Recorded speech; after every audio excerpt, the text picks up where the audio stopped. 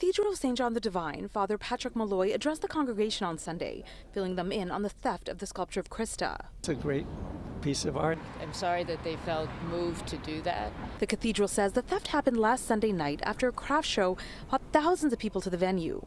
During cleanup, the cathedral says this man allegedly stole the sculpture of Christa. Not long after, the man brought the sculpture back and dropped it off on the loading dock. On the object there was a sign that said, "This does not belong in God's house," with the man's initials signed after it.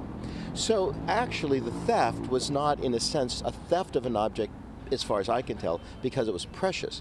It was a theft to make a point. The sculpture of Christa, which depicts a woman in a crucified pose, was first displayed at the cathedral in 1984, but was only left up for a few weeks before it was taken down. It raised international sort of concern, and people thought that to portray a woman in a cruciform shape and to suggest that it was like Jesus was somehow blasphemous. A few years ago, it was donated permanently to the Episcopal Cathedral by artist Edwina Sandias. Father Malloy and many parishioners we spoke to say historically cultures have portrayed Jesus crucified in many forms, and this sculpture is valuable because it does just that. Depictions of Christ in various ways with people is important, because it's part of the theology or my spirituality that all people are, created the same.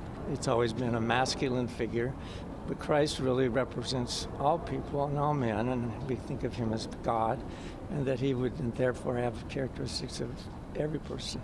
The cathedral and the parishioners say they are happy the sculpture that promotes important conversation is back where it belongs.